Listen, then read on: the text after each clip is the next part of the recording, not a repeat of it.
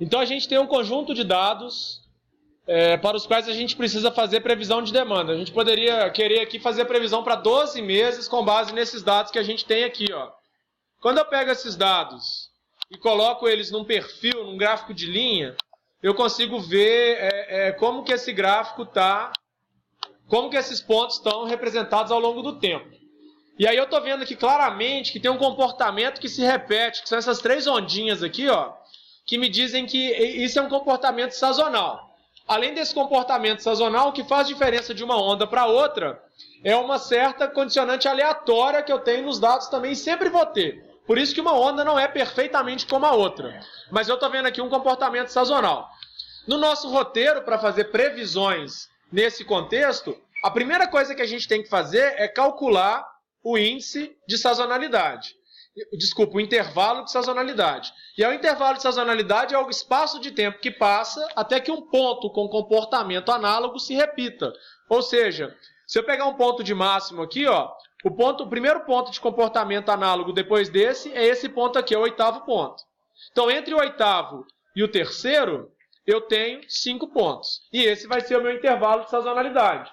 Para qualquer ponto no gráfico, para quaisquer 2 pontos análogos imediatamente consecutivos, isso tem que ser verdade. Então, se eu pegar esse ponto de mínimo aqui, que é o 6º, e for lá no outro ponto de mínimo, ele é o 11º, 11 menos 6 vai dar 5, então eu estou verificando que o meu intervalo de sazonalidade é 5. Se o intervalo de sazonalidade é 5, eu vou calcular a média centrada móvel para o intervalo 5. Eu calculo, ela chama centrada justamente porque eu vou calcular para o valor central, né? Então, esse valor aqui, ó, vai ser igual à média dos 5 pontos que eu tenho aqui, ó. Então, isso é o cálculo que eu preciso fazer. E aí eu faço esse cálculo para todos os pontos. Lembrando que eu não consigo fazer para esse, porque eu não tenho com ele no centro 2 pontos para cima e 2 pontos para baixo. Nem com esse aqui. E lá no final eu também tenho que ficar atento, ó.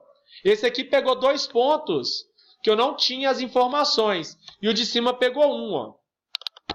Então, esses 2 pontos aqui, eu não consigo calcular. Eu tenho que apagar isso aqui. Essas médias não estão corretas. Tá ok?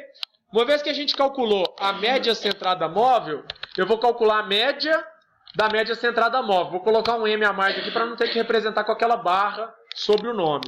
E aí a média da média centrada móvel vai ser a média simples das médias centradas móveis que a gente calculou. Então, lá, dá 8,84. Eu não vou fazer os arredondamentos, não. Então, está aqui a média das médias centradas móveis. O próximo passo é calcular o índice sazonal individual para cada período. E aí eu vou obter esse índice sazonal individual dividindo a demanda histórica pela média das médias centradas móveis. Tá certo? Então, achei aqui o índice sazonal de cada ponto. E depois eu preciso achar o índice sazonal do intervalo. Se o intervalo é 5, eu vou calcular 5 índices sazonais de intervalo diferentes. E aí esse índice é dado pela média dos pontos análogos. Então é esse aqui. O outro ponto análogo é o 6º. O outro ponto análogo é o 11º. Então a média desses 3 vai me dar a média, o índice sazonal de intervalo para o primeiro ponto. Tá certo? Eu faço isso para os 5 primeiros pontos. E aí eu calculei 5 médias dos índices sazonais análogos e eu tenho 5 índices sazonais de intervalo. Ok? Esses valores agora se repetirão para todos os pontos na minha previsão. Tá ok? Notem que tem uma questão interessante aqui, olha.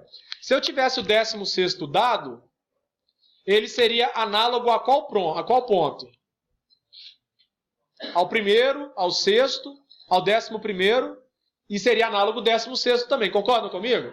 Então ele entraria na conta desse primeiro aqui, ó. Eu ia incluir na minha média um ponto a mais. Eu ia ter mais informação. Aqui, pela forma como a gente previu o exercício, para cada ponto eu tive 3 índices, mas eu poderia ter 4 para um, 3 para o outro, porque os dados não são exatamente múltiplos do intervalo de sazonalidade. Entenderam isso? Beleza. Então, uma vez que eu calculei o índice sazonal, eu agora vou fazer já a previsão. E a previsão ela vai ser dada justamente pelo produto do índice sazonal de intervalo pela Desculpa, pela média das médias centradas móveis. Então eu faço essa conta aqui. Essa é a minha previsão. Então se eu pedir para calcular, calcule 12 previsões com base nos dados históricos, aqui ó, eu tenho 10, tá certo? E preciso colocar mais duas. As duas vocês concordam que vão ser repetição das duas primeiras aqui? Então isso aqui é o que eu prevejo que vai acontecer nos próximos 12 meses. Tá bom? Agora, a pergunta que a gente faz é, será que essa técnica é boa? A gente pode ver o quão boa ela é, por exemplo, comparando os dados históricos com as previsões que a gente fez. Então eu posso, por exemplo, eu posso até pegar mais dados aqui. Ó. Vou pegar esses e vou pegar os 12 para frente também, que eu já tinha calculado aqui. Ó. E aí eu vou inserir um gráfico de linha aqui. Ó. O que esse gráfico aqui está me mostrando? Em alaranjado, eu tenho a previsão. Tá bom? Daqui para frente, ó, desse ponto para frente, ela é futuro. Previsão para os próximos 12 meses, para o próximo ano. Daqui para trás, eu projetei ela para o passado e estou comparando com os dados históricos, para ver o tanto que a previsão teria errado. Então, justamente esses pontos onde eu consigo ver uma distância entre as duas curvas, são os pontos que eu tenho erros, maiores ou menores. Esses erros eu calculo como? Através do MAD. Então eu vou pegar aqui e vou calcular o desvio absoluto de cada previsão. Vou chamar de DA, e ele é igual ao módulo da diferença entre a demanda histórica e a demanda prevista. Ok? Então calculei aqui os 12 e vou inclusive calcular a média, que é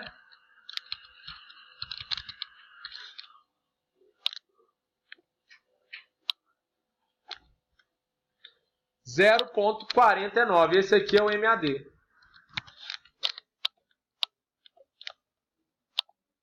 Que foi até onde a gente fez na sala.